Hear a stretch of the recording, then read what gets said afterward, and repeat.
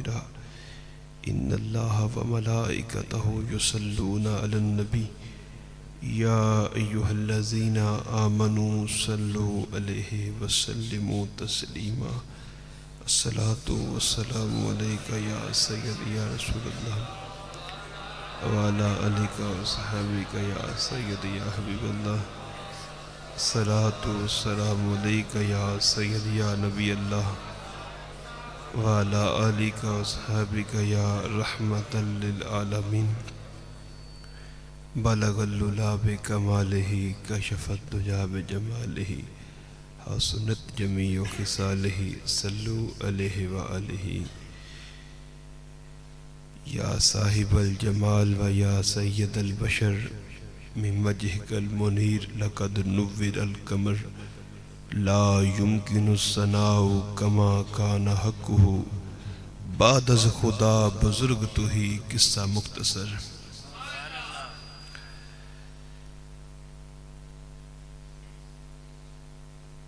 کروں تیرے نام پہ جاں فدا نہ بس ایک جان دو جہاں فدا کروں تیرے نام پہ جاں فدا نہ بس ایک جان دو جہاں فدا دو جہاں سے بھی نہیں جی بھلا کروں کیا کروڑوں جہاں نہیں اللہ رب العزت کی حمد و ثنا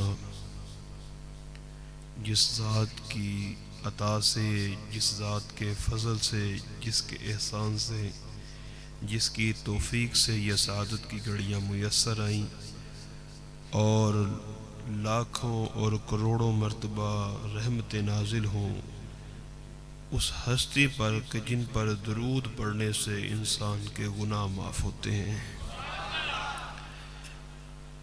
بندے کی نیکیوں میں اضافہ ہوتا ہے جن پر درود پڑھنے سے بندے کو اللہ کے قرب کی منزلیں ملتی ہیں حمد و صلوات کے بعد سامعین بالتمکین حاضرین احباب علماء میں فردن ان بزرگوں کا نام لوں گا تو کافی مجھے وقت چاہیے صوفیاء مشائخ جتنے بھی چہرے دیکھے جائیں حضور کی محفل میں آنے والے ہر بندہ ہی مہمان خصوصی ہے اللہ آپ کی نیتوں کو اللہ آپ کے ارادوں کو اللہ آپ کے جذبات کو دیکھ رہا ہے وہ نہ تو ہمارے نعروں سے متاثر ہوتا ہے نہ وہ ہماری تقریروں سے متاثر ہوتا ہے نہ وہ ہماری باتوں سے متاثر ہوتا ہے اللہ ہمارے دل کے اندر جو اس کے محبوب کی محبت کے جذبات ہیں ان کو دیکھتا ہے وہ ان باتوں سے متاثر نہیں ہوتا وہ دیکھتا ہے کہ یہ بندہ میرے محبوب سے کتنا پیار کرتا ہے اور ایسا ہو بھی نہیں سکتا کہ بندے کے دل کے اندر حضور کی محبت ہو اور اس کے سامنے حضور کا ذکر کیا جائے تو اس کے کلیجے میں ٹھنڈ نہ پڑ جائے آج کے رسول کے عشق کی پہچان ہی یہ ہے جب اس کے سامنے ذکر رسول ہوتا ہے حضور کی عزت کی بات ہوتی ہے نموس رسالت کی بات ہوتی ہے حضور کی شان کی بات ہوتی ہے تو اس کے چہرے کی جو تازگی ہے چہرے کا جو حسن ہے چہرے کی جو خوبصورتی ہے وہ بڑھ جاتی ہے لیکن بات کو پورا کرنے دیں میری بات جب پوری ہو جائے گی اس کے بعد آپ کو لذت زیادہ آئے گی صرف حضور کی عزت سن کر اس کے چہرے پہ تازگی آتی لیکن اگر کوئی بندہ حضور کی عزت کو گھٹانے کی کوشش کرے تو وہ عاشق نہیں ہوتا وہ نبی کا غلام نہیں ہوتا جس کی آنکھوں میں غیرت کی سرخی نہ اتر آئے میں آپ کو بتا دوں معاشرہ ایک عجیب ڈگر پہ چل پڑا ہے روایت ایک نئی بن گئی ہے ایک عجیب و غریب قسم کی جدت آ گئی ہے ہمارے اسٹیجوں پہ نعتیں بھی پڑھی جاتی ہیں، تیرا کھاواں میں تیرے گیت گاواں یا رسول اللہ۔ ابھی کسی صاحب نے مجھے میسج کیا تھا، کہتے ہیں کہ یہ تو سب کہتے ہیں تیرا کھاواں میں تیرے گیت اللہ، پر تیرے نموز دے تڑنت نہ میں جاواں یا رسول اللہ۔ جب نموس رسالت کی بات آتی ہے تو اس وقت ایمان بڑا کمزور ہو جاتا ہے۔ آج مجھے قبلہ جلالی صاحب نے حکم کیا ہے کہ آپ نے نموس رسالت کے حوالے سے بات کرنی ہے، اور نموس رسالت کے جو پہرے دار ہیں ان کو مقام کیا ملتا ہے۔ تو میں آپ کو بہت پیچھے لے جانا چاہتا ہوں، اس دور میں کہ جب نبی پاک صلی اللہ علیہ وآلہ وسلم آپ نے فراں کی چوٹی پہ کھڑے ہو کے لوگوں کو دعوت حق دی، جن پہلے لوگوں نے آپ کی تصدیق فرمائی، آپ کا کلمہ پڑھا، آپ کی نموز کی خاطر اپنے دین کو بچانے کے لیے ڈٹ گئے، اسلام کے یعنی وہ پہلے شہید حضرت یاسر، ان کی اہلیہ حضرت سمیہ رضی اللہ تعالی عنہما، ان کے بارے میں تاریخ میں لکھا ہے سیرت کی کتابوں میں کہ مشرکین مکہ نے ان کو بولا کہ تم محمد عربی کا کلمہ چھوڑ دو، اپنے دل سے ان کی محبت کو نکال دو۔ میرے نبی پاک صلی اللہ علیہ وآلہ وسلم نے جب لوگوں کو دعوت حق دینا شروع کی تو چودھری لوگ ایمان لے کے نہیں آئے تھے، پیسے والے رئیس لوگ آپ کے پیروکار نہیں بنے تھے، معاشرے کے غریب لوگ جن کو لوگ پسے ہوئے سمجھتے تھے، معاشرے کے کمزور لوگ، معاشرے کے غلام لوگ، ان لوگوں نے نبی پاک کے گوش رحمت میں جگہ لی۔ تو حضرت یاسر، حضرت عمار کے والد گرامی، ان کو بڑا اذیت ناک تکلیف دہ مراحل سے گزارا گیا، لیکن انہوں نے کلمہ حق نہ چھوڑا، حضور کی ناموس کے اوپر، حضور کی محبت کے اوپر ڈٹے رہے۔ انہوں نے پھر کیا کیا؟ حضرت سمیہ رضی اللہ تعالی عنہا آپ کی ایک ٹانگ کے ساتھ رسی باندھی، پھر دوسری ٹانگ کے ساتھ رسی باندھی، ان دونوں رسیوں کو دو مضبوط اونٹوں کے ساتھ باندھ دیا گیا۔ یقین مانو، بیان کرتے بھی کلیجہ منہ کو آتا ہے۔ ہم کہتے ہیں کہ ہم ناموس رسالت کے پہرے دار بن جائیں، بس دو نعرے لگائیں، بلے بلے ہو جائے، ہم ناموس رسالت کے پہرے دار بن جائیں، لیکن اس کے تقاضے کچھ اور ہیں۔ میں آپ کو بتلانے لگا ہوں کہ صحابہ نے کیسے ناموس رسالت پہ پہرا دیا۔ جسم کٹ رہا ہے، تکلیفیں دی جا رہی ہیں، نظر آ رہا ہے کہ جو میرے ساتھ سلوک ہونے لگا ہے، لیکن ایمان کمزور نہیں پڑا۔ کہا کہ تم یہ اذیت دینے لگے ہو، جسم کے ٹکڑے ٹکڑے بھی کر دو، خون کے ایک ایک ریشے سے ناموس رسالت کے پہرے داری کا اثر نظر آ رہا ہے۔ ان اونٹوں کو رسی باندھ کے مخالف سمت میں بگایا گیا۔ جب وہ اونٹ با کے جسم تن گیا، ان بے شرموں نے، ان ظالموں نے حضرت سمیہ کی شرمگاہ کے اوپر نیزہ مار کے آپ کو دو ٹکڑے کر دی، آپ کو شہید کر دیا گیا، لیکن ناموس رسالت پہ پہرا نہیں چھوڑا۔ نبی پاک صلی اللہ علیہ وآلہ وسلم کو جب ان کی خبر دی گئی، آپ اتنا روئے، اتنا روئے، اتنا روئے۔ میں آپ کو کیسی کیسی کہانیاں بتاؤں۔ اللہ اکبر، اللہ اکبر۔ سیدنا صدیق اکبر رضی اللہ تعالیٰ عنہ آپ جب رسول اللہ صلی اللہ علیہ وآلہ وسلم کو غار ثور میں لے کے گئے تو آپ نے حضور کو اپنے کندھوں پہ اٹھایا اور لے کے جا رہے ہیں. لوگ کہتے ہیں کہ یہ سنی لوگ شدائی ہیں، پاگل ہیں، نبی پاک صلی اللہ علیہ وآلہ وسلم کا ادب بڑا کرتے ہیں. ہم کہتے ہیں کہ ہم نے یہ ریت سیکھی ہے تو صحابہ سے سیکھی ہے. آپ نے اور میں نے کسی سیرت کی کتاب میں ایسا نہیں پڑھا ہوگا، نہ کہیں لکھا ہوا ہے تو نہ ہی پڑھا ہوگا کہ نبی پاک نے ایک مرتبہ ہی کہا ہو کہ صدیق مجھے اپنے کندھوں پہ بٹھا لو. کوئی دکھا سکتا ہے؟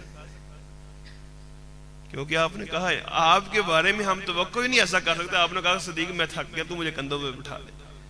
لیکن صدیق اکبر، ان کا ایمان، ان کا عشق رسول گوارا نہیں کر رہا کہ میرے حضور چلیں اور میں بھی ساتھ چلوں. اپنے کندھوں پہ بٹھا لیا. غار ثور کے دروازے پہ جا کے کہا حضور آپ یہاں تشریف رکھیں، ذرا میں اندر جاتا ہوں. اندر کیا کنڈیشن ہوئی؟ سارا کام کر لیا. اب جو بندہ کندھوں پہ اٹھاتا ہے وہ تھکتا ہے، جو کندھوں پہ بیٹھتا ہے وہ تھکتا ہے. تھوڑا سا بولیں، اٹھانے والا تھکتا ہے. آج غار ثور پہ بندے سے چڑھا نہیں جاتا، بندے تھک جاتے ہیں، سا لے لے کے اوپر چڑھتے ہیں. لیکن سیدنا صدیق اکبر دیکھیں حضور کو اٹھا کے لے کے جا رہے ہیں. زندہ باد، زندہ باد.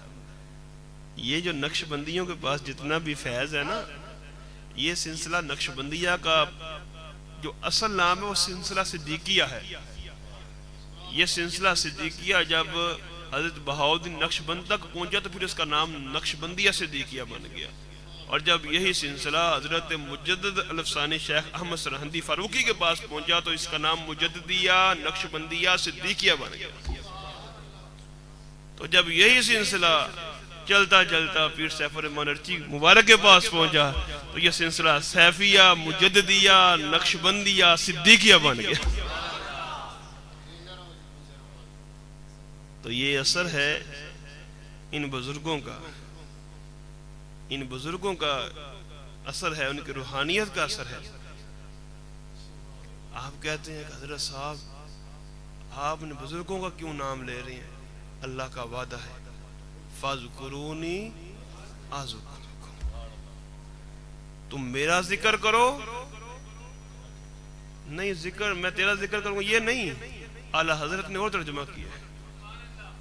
اعلیٰ حضرت فرمایا فَاذْكُرُونِي، تم میرا ذکر کرو، أَذْكُرْكُمْ، میں تیرے چرچے کر دوں گا. میں تمہارے چرچے کر دوں گا. حدیث پاک میں بھی ہے کہ جب بندہ مومن انا عند ظن عبدی اذا ذکرنی فی نفسی ذکرتہ فی نفسی واذا ذکرنی فی ملعی ذکرتہ فی ملعی خیر منہ.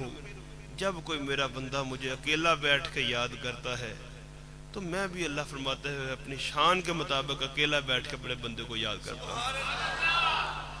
اور جب کوئی میرا بندہ مجمع میں بیٹھ کے مجھے یاد کرتا ہے تو میں فرشتوں کا مجمع بلا کے اپنے بندے کا ذکر کرتا ہوں.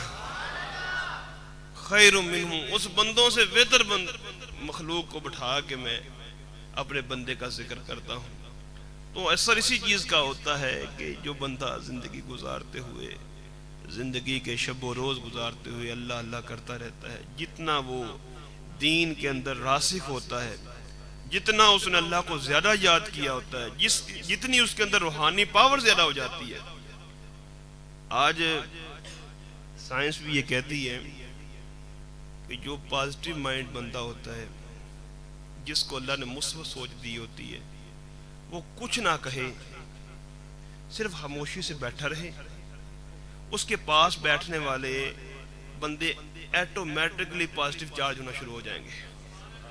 بات کو پورا سمجھیے گا. پہلے اس کے جسم سے ایسا ویوز موشن نکلتا ہے جو نظر نہیں آتا، لیکن پاس بیٹھنے والے کو اس کا اثر محسوس ہونا شروع ہو جاتا ہے. یہ سائنس کہہ رہی ہے. کہ بندہ بولے بھی نہ، دیکھے بھی نہ، کچھ نہ کرے، اس کے صرف پاس بیٹھنے کے ساتھ انسان کی روح کو چارجنگ ملنا شروع ہو جاتی ہے۔ میں سوچتا ہوں وہ انگریز جو نہ مومن ہے، نہ مسلمان، نہ روحانیت کو سمجھتے ہیں، وہ سمجھتے ہیں کہ بندہ نیگٹیو ہو تو اس کی نیگٹیو چارجنگ ہوتی ہے، پازیٹیو ہو تو اس کی پازیٹیو چارجنگ ہوتی ہے۔ یہی تو ہم کہتے ہیں کہ اللہ تعالیٰ کی انوار و تجلیات مرد مومن پہ پڑتی ہیں، اور مومن کے پاس جتنا کوئی پاس لگ کے بیٹھتا ہے، میں مثال دے کے سمجھاتا ہوں۔ یہ ہمارے قرب میں پیر جماعت علی شاہ صاحب ہیں، ان کا بڑا نام ہے، یہ صاحب نظر لوگ تھے۔ ان کے بارے میں ہے کہ کوئی صاحب ان کے پاس آیا تو اس نے آپ کو تھوڑا ٹانٹ کیا، تھوڑا سا ایک عجیب جملہ بولا۔ انہوں نے کہا کہ پیر صاحب تساں تو بہت بڑے لوگ کو، انہاں جڑے اگے تہاڈے بیٹھے ہوندے نے مریدین، کوئی انہاں نوں شاید دو۔ آپ نے فرمایا کہ بہو جی بھائیو، گرمی کا موسم تھا تو آج بھی آپ اگر علی پور جائیں تو آپ نے دیکھا ہوگا کہ گرمی کے موسم میں ایک بڑا سا پنکھا ہوتا ہے، ایک خادم نہ وہ پنکھا سے ہوا دیتا ہے۔ تو گرمی تھی، آپ نے پوچھا کہ بھائی بہو جی ہوا لگ رہی؟ کہتا جی ضرور لگ رہی ہے۔ آپ نے فرمایا قریب بیٹھ جائے۔ تھوڑی دیر کو آپ نے گفتگو پھر فرمائی، پھر پوچھا کہ بھائی بہو جی ہوا لگ رہی ہے؟ جی حضور لگ رہی لگ رہی۔ آپ نے پھر گفتگو جاری رکھی، پھر آپ نے روک کے پوچھا کہ بہو جی ہوا لگ رہی ہے؟ جی حضور میں کہہ رہے ہیں لگ رہی لگ رہی ہے۔ آپ نے فرمایا یہی سمجھانا چاہتا ہوں، یہ ہوا مجھے دے رہا ہے کہ تجھے دے رہا ہے؟ آئے ہائے، یہ ہوا مجھے دے رہا ہے کہ تجھے دے رہا ہے؟ کہا حضور دے تو آپ کو رہا ہے۔ کہا پھر تجھے کیوں لگ رہی ہے؟ کہا حضور آپ کے قریب بیٹھا ہوں۔ آپ نے فرمایا اگر تجھے قریب بیٹھنے سے ہوا لگ رہی ہے تو ان کو قریب بیٹھنے سے ذکر بھی لگ رہا ہے۔ جو قریب بیٹھتی ہیں محروم نہیں رہتے، ان کو اس کی برکات ملتی ہیں۔ اس لیے محفل میں کبھی آپ کو جانے کا اتفاق ہو تو خیر یہاں تو ایسا منظر ہی نہیں ہے، آپ ماشاءاللہ صاحب محبت لوگ ہیں۔ بعض لوگ علماء سے ڈرتے دور دور بیٹھتے ہیں، کوشش ہوتی ہے کہ مجھے کو ٹیک کے لیے کوئی سہارا مل جائے۔ تو محفل میں بیٹھتے ہیں اس عقیدے سے بیٹھا کریں کہ یار نبی پاک کے سینے سے کوئی روشنی آ رہی ہے، کوئی نور آ رہا ہے، وہ صاحب محفل کے دل میں آ رہا ہے، اور وہاں سے ایک چنگاڑی میرے دل میں کبھی پڑ جائے تو میرا کم بن جائے گا، میری کھیڑ بن جائے گی۔ وہ ایک لمحے کی چنگاڑی، ایک لمحے کی نا، ایک لمحے کے اندر بندے کی بات بن جاتی ہے۔ وہ کتنی قیمتی چیز ہے، وہ کتنی اس کے اندر اللہ کے انوارات، اللہ کی تجلیات چھپی ہوئی ہیں۔ اگر آپ کو سمجھ آ جائے نا تو آپ کہیں کہ یار میرے سے کوئی کروڑوں روپے لے لے، مجھ سے کوئی اربوں روپے لے لے، مجھے یہ چیز عطا کر دے۔ اللہ رب العزت نے اپنی ساری کائنات کے اندر سب سے حسین چیز بنائی ہے تو وہ انسان بنایا ہے، اور انسان کے ظاہر کی وجہ سے نہیں، ظاہر کی بھی بڑی خوبصورتی ہے، لیکن اصل خوبصورتی انسان کی روح کی ہے، انسان کے باطن کی ہے۔ انسان کے اس جسے کی تخلیق تو آگ سے ہے، ہوا سے ہے، پانی سے ہے، مٹی سے ہے۔ یہ عناصر اربع جو ہیں ان کا وجود اسی دھرتی سے ہے۔ جب اللہ رب العزت نے حضرت آدم کے وجود کو بنایا تو 40 دن آپ کے اوپر اللہ تعالیٰ نے اپنی رحمت کی بارش نازل فرمائی، تو وہ عناصر جو تھے وہ یہیں سے لیے گئے تھے، لیکن جب روح کی بات آئی تو پھر یہ نہیں کہا کہ یہ بھی یہاں سے ہے۔ یسألونک عن الروح، اے محبوب یہ آپ سے روح کے بارے میں پوچھتے ہیں، کل فرما دیجئے ہوا امر من رب، سورۃ کہف ہے 15واں سپارہ۔ محبوب یہ یہودی لوگ آپ سے روح کے بارے میں سوال کرتے ہیں، آپ فرما دیں کہ یہ میرے رب کا امر ہے۔ امر ربی ہے۔ انسان کے اندر خلق بھی ہے اور امر بھی ہے۔ خلق اور امر دو چیز کی تخلیق۔ آپ کہیں گے یہ خلق امر آپ نے کہاں سے نکال لیا؟ سورۃ اعراف میں ہے، الا لہ الخلق والامر، الا خبردار، لہو اسی کے واسطے ہے خلق والامر، خلق بھی اس کے لیے ہے، امر بھی اس کے لیے ہے۔ میں پنجابی میں جٹکے لہجے میں کہہ دوں یہ بھی اس کی ہے وہ بھی اس کی ہے، پنجرہ بھی اس کا ہے اور روح بھی اس کی ہے، قالب بھی اس کا ہے اور قلب بھی اس کا ہے، قشر بھی اس کا ہے اور مغز بھی اس کا ہے۔ جسم بھی اس کا ہے، روح بھی اس کی ہے، دونوں چیزیں اسی کے لیے ہیں۔ تو دوستو سمجھانا یہ چاہتا ہوں کہ چیز جتنی پیچیدہ ہو اس کی قیمت اتنی زیادہ ہوتی ہے۔ اگر جسم سے روح نکل جائے تو جسم کسی کام کا ہے؟ جن دوستوں نے جانا ہے وہ اٹھ کے جا سکتے ہیں، میں بالکل نہیں ڈانٹوں گا۔ جن کو نیند آ رہی ہے یا جو پریشان ہو رہے ہیں کہ تاکہ محفل کا تقدس جو ہے نا وہ خراب نہ ہو، اگر کوئی دوست جانا چاہتے ہیں بڑی مزے سے جائیں۔ دوران محفل اٹھنا پھر یہ ہے کہ صاحب محفل کی توجہ بٹ جاتی ہے۔ اگر کوئی دوست جانا چاہتا ہے، کسی نے واش روم جانا ہے، کسی نے وضو کرنا ہے، کسی کو اور کوئی پرابلم ہے تو بخوشی جائے۔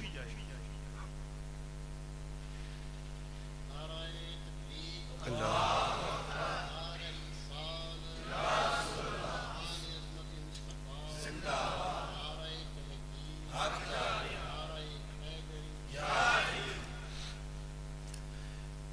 تو دوستو میں تھوڑا سا اپنے موضوع سے ہٹ گیا کیونکہ میں ایک سلسلے کی بھی نمائندگی یہاں پہ کر رہا ہوں، کئی دوست نئے بیٹھے ہیں، تو میرے دل میں اچانک یہ خیال آیا کہ تھوڑا سا میں سمجھا دوں۔ بعض دوستوں کو وجد ہوتا ہے محفل کے اندر، بعض لوگوں کی کیفیت بدلتی ہے، تو نئے بندے دیکھ کہتے ہیں یار نواں ہی کام نکل آئے، اگے نہیں کدی ہجا ویکھیا، انہاں کو نویں اپنے کو کھیڑ بنا لیے۔ تو میں صرف یہ سمجھانا چاہتا ہوں کہ یہ اگر تو نے دیکھا نہیں ہے تو یہ تیری اپنی فکری طور پہ غلطی ہے، اس کا وجود قرآن و حدیث میں موجود ہے۔ اور کیسے ہوتا ہے میں ابھی آپ کو بھی قرآن و حدیث سے کوشش کرتا ہوں آپ کو سمجھانے کی، شاید آپ کو سمجھ آ جائے۔ توجہ رکھیے گا، آپ کی توجہ ہے۔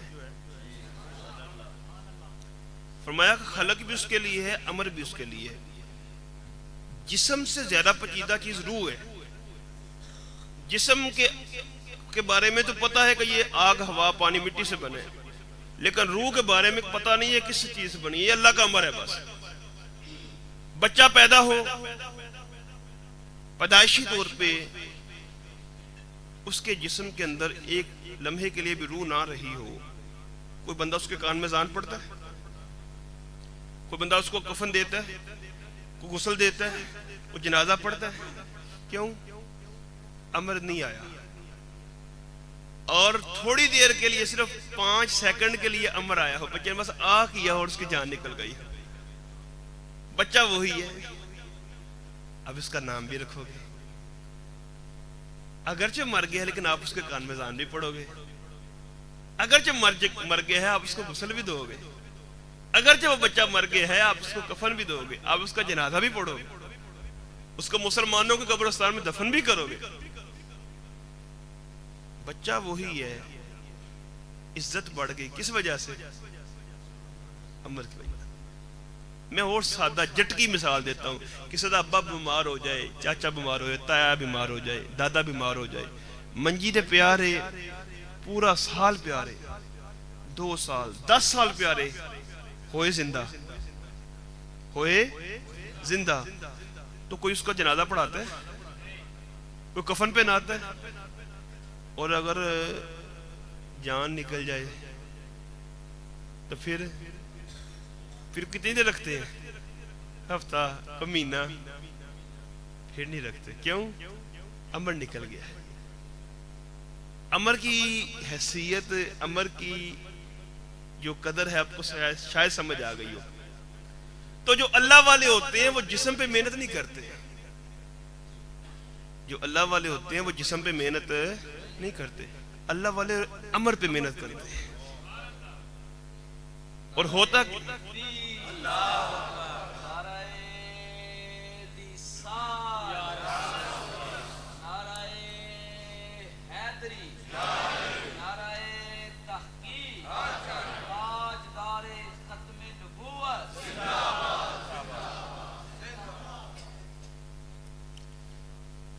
یہ آپ کو توجہ ہے؟ اللہ والوں کی جو محنت ہوتی ہے وہ بندے کی روح بھی ہوتی ہے، اور جب روح نیکیوں کی شوقین ہو جاتی ہے نا، ایک ہے جسمانیت پہ روحانیت کا غالب ہونا، ایک ہے روحانیت پر جسمانیت کا غالب ہونا، ایک ہے عالم نسوت، ایک ہے عالم جبروت، ایک ہے عالم ہاہوت، ایک ہے عالم ملکوت۔ ایک ہے عالم لاہوت، یہ عالم ہے، انسان کی روح کی کنڈیشنیں ہیں. جب کوئی بندہ اپنی باطن پہ محنت کرتا ہے، اس کی روح اللہ تعالیٰ کا ذکر کرتی ہے، روح اللہ کی محبت میں، اللہ کے عشق میں، اللہ کے پیار میں لگ جاتی ہے، تو اس کی روحانیت جو ہے، اس کی جو روحانیت ہے وہ بڑھنا شروع ہو جاتی ہے. اور جب روح اللہ کی ذاکر ہوتی ہے تو جسم کو اس کی برکات ملنا شروع ہو جاتی ہیں. پھر وہ کام جو روح کرتی تھی وہ جسم بھی کرنا شروع ہو جاتا ہے. مثال کے طور پہ میں ایک سادہ مثال دے کے اس بات کو یہاں پہ ختم کرنے لگا ہوں. کبھی آپ نے مقناطیس دیکھا ہے؟ مقناطیس کے ساتھ آپ لوہا لگاؤ گے تو لوہے کو اپنی طرف کھینچ لے گا. تھوڑی دیر گزرنے کے بعد لوہے کو آپ الگ کر لیں گے تو جس طرح مقناطیس لوہے کو کھینچا اس طرح لوہا بھی لوہے کو کھینچے گا. ہوتا کیا ہے کہ وہ جو چارجنگ مقناطیس کے اندر تھی برقی، وہ لوہے کے اندر بھی آ گئی ہے. جب تک اس کے اندر اس کا اثر رہتا ہے تب تک وہ کام کرتا رہتا ہے. ہوتا یہ ہے کہ جب روح اللہ اللہ کرتی ہے نا، روح اللہ کو یاد کرتی ہے، تو روح اور جسم دونوں پہ اللہ کی تجلیات پڑتی ہیں، دونوں پہ انوار القاء ہوتے ہیں، دونوں پہ روحانیت کے اثرات کھلتے ہیں، دونوں پر باطنی راز کھلتے ہیں. پھر ایک وقت آتا ہے روح تو نکل جاتی ہے لیکن روح والا کام جسم بھی کرتا ہے. داتا صاحب باغ کے اب اسی لیے نہیں جاتے. داتا صاحب کی روح نے اللہ اللہ کیا تھا. جسم کے اندر بھی یہ کشش ہے کہ بیٹھے لاہور میں پوری دنیا میں فیض پہنچا رہا ہے. بابا صاحب دنیا سے چلے گئے، روح تو نکل گئی جسم سے، لیکن وہ جسم کے اندر اتنی کشش ہے جناب، وہ بیٹھے تو بابا صاحب اپنے حجرے کے اندر ہیں لیکن پوری دنیا جمیر جا رہی ہے. اس طرح جو بندہ اللہ کا ذکر کرتا ہے، اللہ کو یاد کرتا ہے، اس کی روح کے اثرات اس کے جسم پہ وارد ہوتے ہیں. یہ زندگی ہمارے پاس بہت مختصر ہے. ہم نے جتنا اللہ کو یاد کرنا ہے، اس کا وعدہ ہے فَاذْكُرُونِي أَذْكُرُكُمْ، تم مجھے جتنا یاد کرو گے میں تمہارا اتنا چرچا کروں گا. تو یہ محفل بھی اللہ کو یاد کر، اللہ کا یاد کرنا بس یہ نہیں اللہ اللہ اللہ اللہ اللہ، اس کے دین کی سربلندی کے لیے کوشش کرنا یہ بھی اس کا ذکر ہے. اس کے نبی کی ناموس پہ پہرا دینا یہ بھی اس کا ذکر ہے. حضور کی محبت پہ قربان ہو جانا یہ بھی اس کا ذکر ہے. لیکن ڈیوٹیاں اپنی اپنی ہیں. کوئی تزکیہ کر رہا ہے، کوئی ناموس پہ کھڑا ہوا ہے، کوئی اپنا کام کر رہا ہے، کوئی اپنا کام کر رہا ہے. جو بندے پہ ڈیوٹی لکھا ہو، جب وہ اپنے آپ کو رب کی بارگاہ میں پیش کر دیتا ہے تو اللہ فرماتا ہے وَالَّذِينَ جَاهَدُوا فِينَا لَنَهْدِيَنَّهُمْ سُبُلَنَا، اور وہ لوگ جو ہمارے لیے کوشش کرتے ہیں لَنَهْدِيَنَّهُمْ سُبُلَنَا، ہم ان کے لیے کوئی نہ کوئی رستہ ضرور پیدا کر دیتے ہیں. اب کسی نے کیا کرنا ہے؟ تفقہ فی الدین یہ نہیں ہے کہ جناب آپ بہت زیادہ علم رکھتے ہوں. تفقہ فی الدین یہ نہیں ہے کہ آپ بہت بڑی عقل رکھتے ہوں. یہ غلط فہمی ہے لوگوں کو کہ کسی کے علم کے ساتھ کسی کو تفقہ دین مل جائے گی. نہیں، علم کے ساتھ تفقہ نہیں ملتا، عقل کے ساتھ بھی تفقہ نہیں ملتا. حضرت جی، علم کے ساتھ تفقہ دین ہے، تفقہ فی الدین علم سے نہیں ملتا. یہ علماء کے لیے بالخصوص میں بات کرنے لگا ہوں. تفقہ فی الدین اگر علم سے ملتا تو شیطان معلم الملائکہ تھا، فرشتوں کا سردار، لیکن اس کو دین میں تفقہ ملی. اگر عقل سے ملتا تو اس نے کہا تھا کہ یا اللہ تو نے آدم کو مٹی سے بنایا ہے اور مجھے آگ سے بنایا، میں اس کو سجدہ کروں؟ عقل نہیں مانتی، بہتر چیز، اعلیٰ چیز ادنا کو سجدہ کرے. عقلی دلیل بہت بڑی تھی. اگر عقل کے ساتھ دین ملتا تو شیطان کی دلیل غلط نہیں تھی. لیکن اللہ نے کہا نہیں، تو نے تکبر کیا ہے، تو نے غرور کیا ہے، تیرے دل میں حسد آ گیا ہے، تو نے اپنے آپ کو بڑا سمجھا ہے. تفقہ فی الدین پھر ہے کیا؟ اگر میں نے یہ بات کھولی ہے تو میں عقدہ بھی آپ کو کھول کے بتا دیتا ہوں. تفقہ فی الدین یہ ہے کہ دور کا، وقت کا جو تقاضا ہو، وقت کا جو تقاضا ہو، اس تقاضائے وقت کو سمجھتے ہوئے اپنے دین کو، اپنے ایمان کو بچا لینا، یہ تفقہ فی الدین ہے۔ آج کے دور کے اندر، آج کے وقت کے اندر سب سے اہم مسئلہ جو ہے، سب سے اہم تفقہ فی الدین جو ہے، وہ حضور کی عزت اور ناموس پہ پہرا دینا ہے۔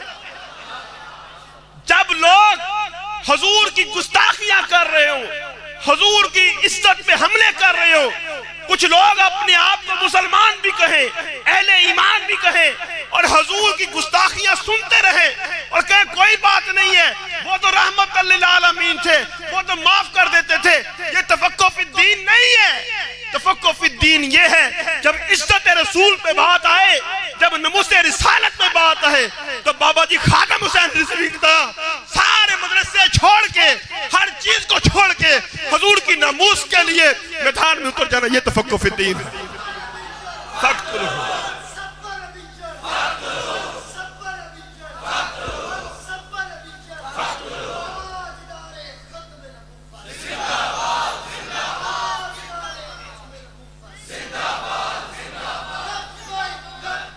الجہاد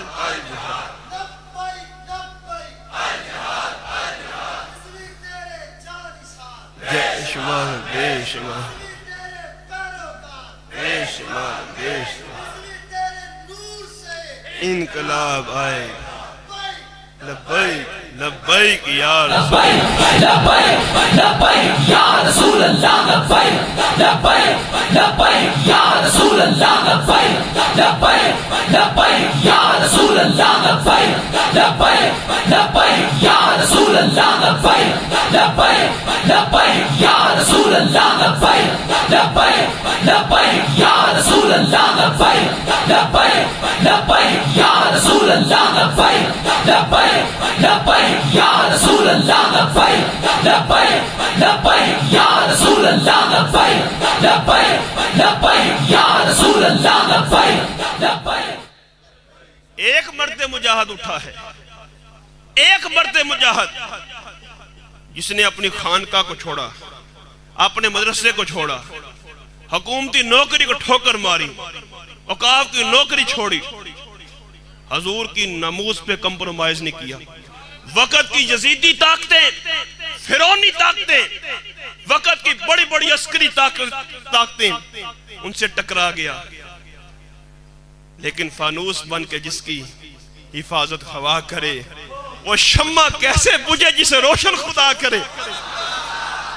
حضور کی ناموس پہ ایسا پہرا دیا، ایسا پہرا دیا، وہ جو قافلے گزر چکے تھے، وہ جو اسلاف گزر چکے تھے، جن کے تذکرے ہم کتابوں میں پڑھا کرتے تھے، جن کی باتیں ہم کتابوں میں پڑھا کرتے تھے، جن کے جذبات اور جن کا عشق رسول ہم لوگوں سے سنا کرتے تھے، لیکن دکھانے کے لیے ہمارے پاس کوئی ماڈل نہیں تھا۔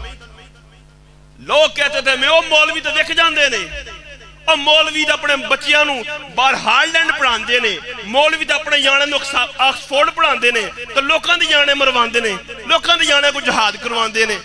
کوئی بندہ ایسا نہیں تھا ہمارے پاس جو ہم پیش کرتے کہ دیکھو یار اس کے قول فعل میں تضاد کوئی نہیں ہے، اس کی بات کے اندر لچک کوئی نہیں ہے، یہ کمپرومائز کرنے والا نہیں ہے، یہ فہم و تفہیم کرنے والا نہیں ہے۔ کوئی ہمارے پاس ایسا بندہ نہ تھا، لیکن میں کہتا ہوں کل قیامت کے روز ہم اللہ کی بارگاہ میں اگر فخر کریں گے تو اس بات پہ کریں گے یا اللہ ہم نے خادم حسین رضوی کا زمانہ پایا ہے۔ ہمیں اس بات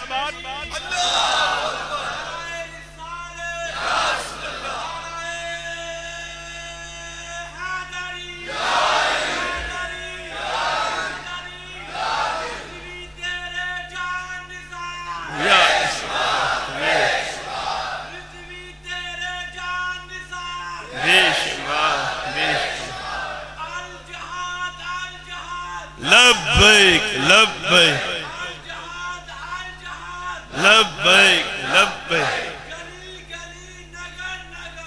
ابو بکر ابو بکر ابو بکر ابو بکر اللہ اکبر یا رسول اللہ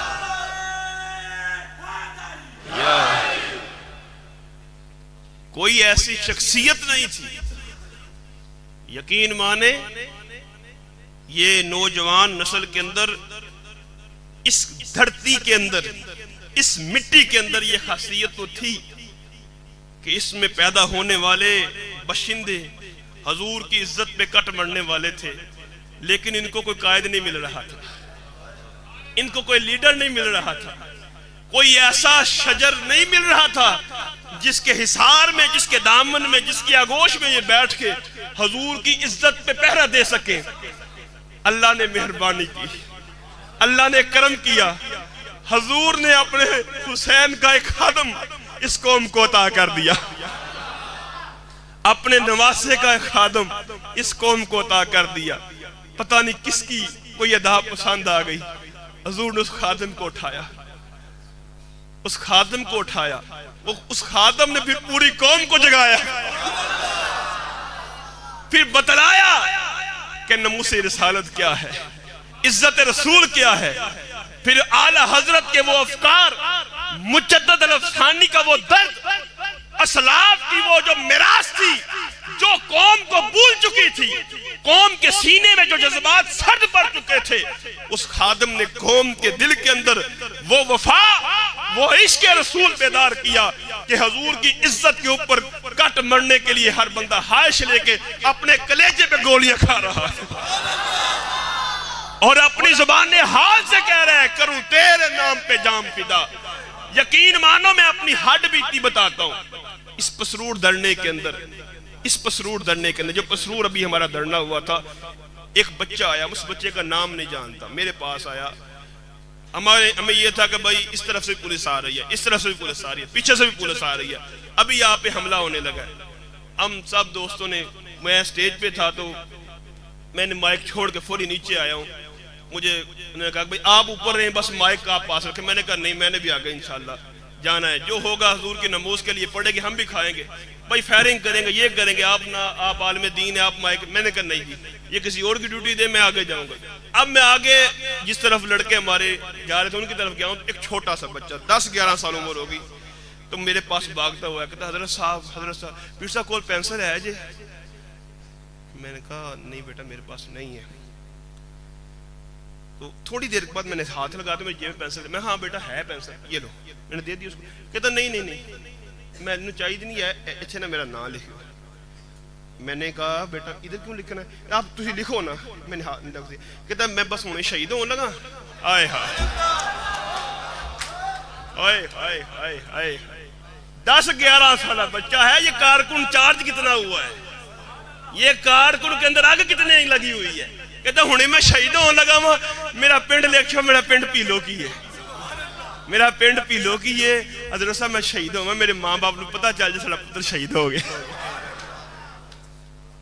اس بچے کو کس نے یہ درد سکھایا؟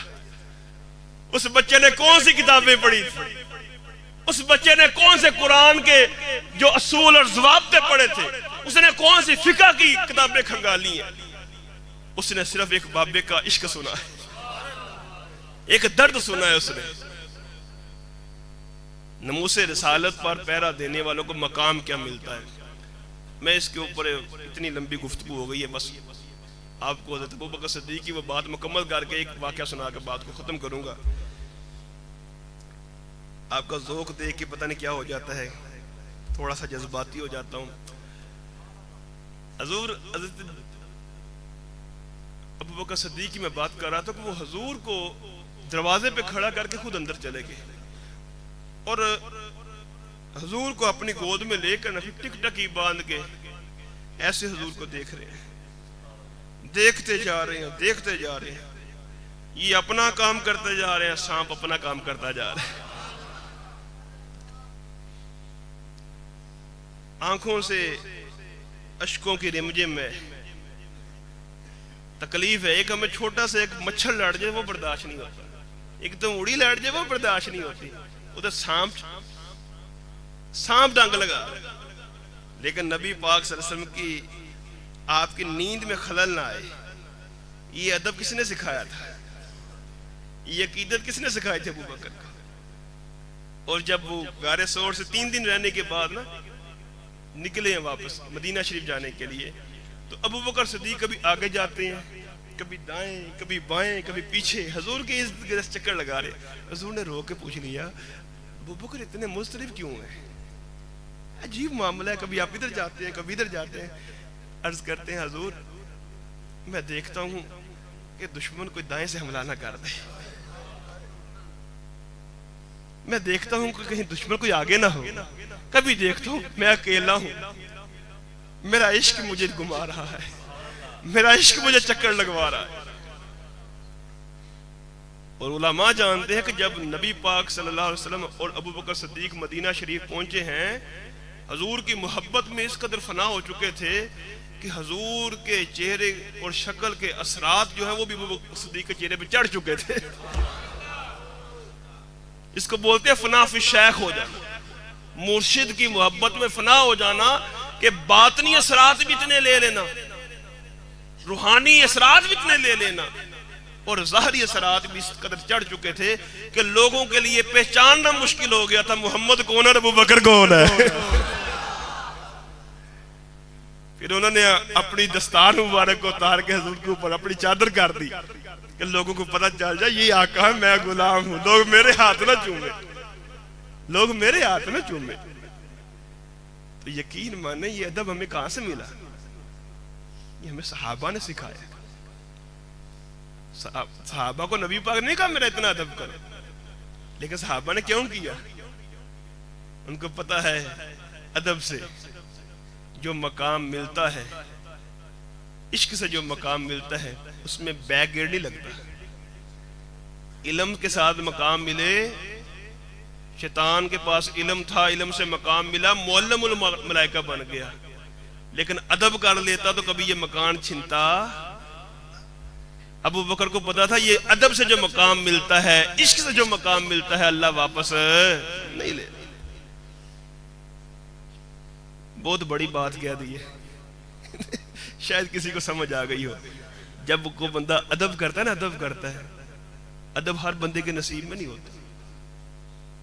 ادب اللہ کسی پہ بڑا ہی مہربان ہو نا، بڑا ہی مہربان ہو تو اس کو ادب کی دولت عطا کرتا ہے۔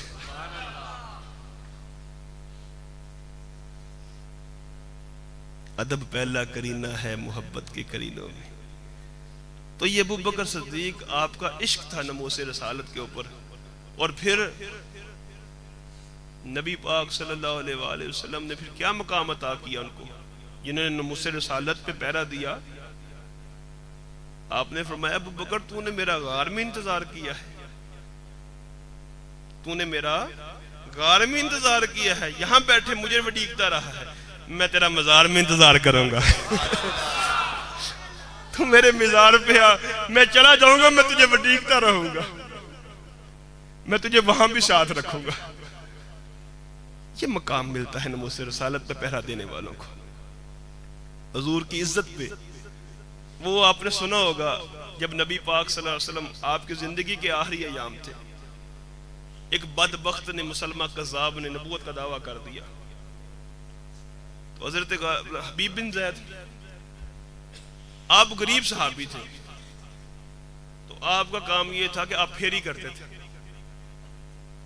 مختلف اشیاء لے جاتے، گاؤں گاؤں بیچتے، غریب بندے تھے۔ میں اکثر ایک بات کرتا ہوں، غریب ہونا جو ہے نا وہ عیب نہیں ہے، غریب ہونا عیب نہیں ہے، غربت عیب نہیں ہے۔ تو اللہ کی عطا کسی کو زیادہ دے دے، کسی کو کم دے دے، بندے کو بغیرت نہیں ہونا چاہیے، ہونا غیرت مند چاہیے۔ غربت عیب نہیں ہے، اگر غیرت نہیں ہے تو یہ عیب ہے۔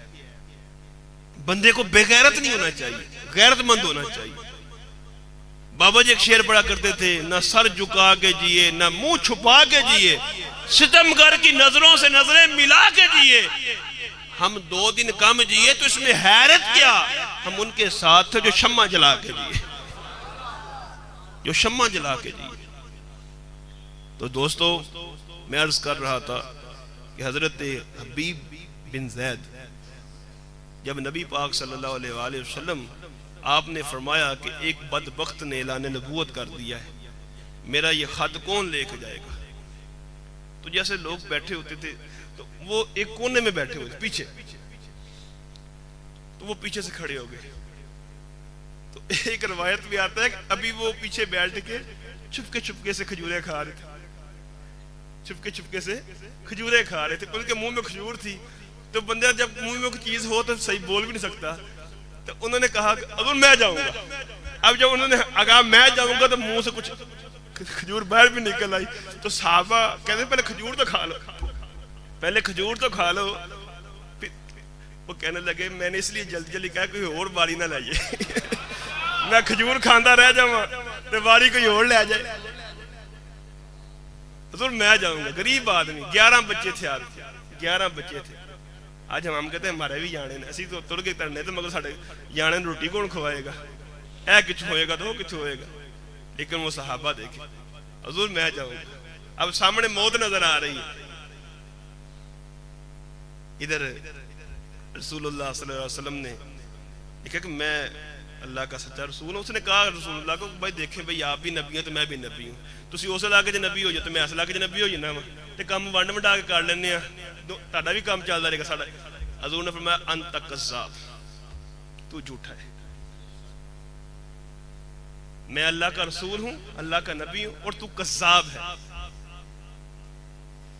آپ نے یہ خط لکھ کر حضرت حبیب بن زید آپ کے حوالے کر دیا, ان کو گھوڑا دیا, اپنا رخت سفر باندھا چلے گئے. مسلمان کذاب کے سامنے پیش ہوئے, اس کے پاس لوگ بیٹھے ہوئے تھے. میں نے پڑھا تاریخ کے اندر اس بدبخت کی ایک دن کے اندر 20,000 بندے نے بیعت کی. آج کسی جھوٹے کے ساتھ 4 بندے کھڑے ہو جائیں, ہمارے لوگ کہتے ہیں ویکھو جی یہ جھوٹے ہوندے تھے, انہیں لوگ اتنے جانتے. افراد کا اکٹھا ہو جانا کسی کے حق پہ ہونے کی علامت نہیں ہے. ڈگڈگی بجانے والے بڑے ہوتے ہیں, بندے بھی بڑے وہاں اکٹھے ہو جاتے ہیں. مداری کرو والے بڑے بندے اکٹھے ہو جاتے ہیں. بندوں کا اکٹھا ہونا یہ حق پر ہونے کی علامت نہیں ہے. آپ پوچھیں پہ حق پہ ہونے کی علامت کیا ہے؟ آپ دیکھ لیں اہل حق, ابھی میں لوگ کہتے ہیں نا بھائی تہاں 5-6 ہزار ووٹ لیندے ہو, تساں کہ تو حکومتاں بنانی ہے, تساں کہ تو کام کرنا ہے, ووٹ ضائع کرنا ہے, چلو پی ٹی اے نو پا چھڑیے, نون لیگ نو پا چھڑیے.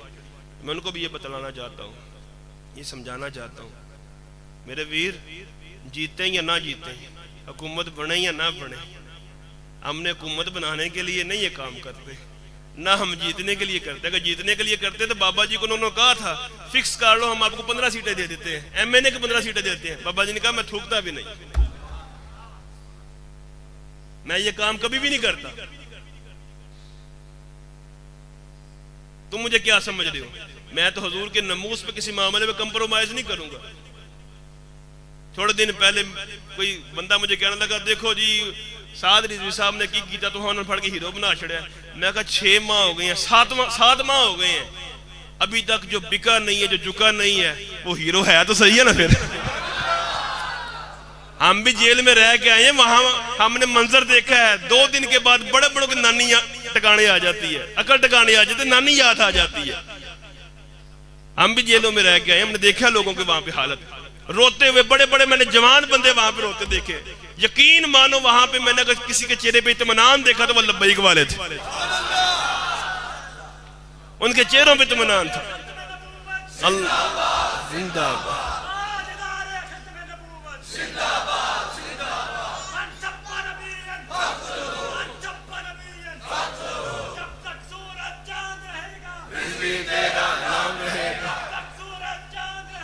رضوی تیرا نام ہے, انقلاب آئے گا,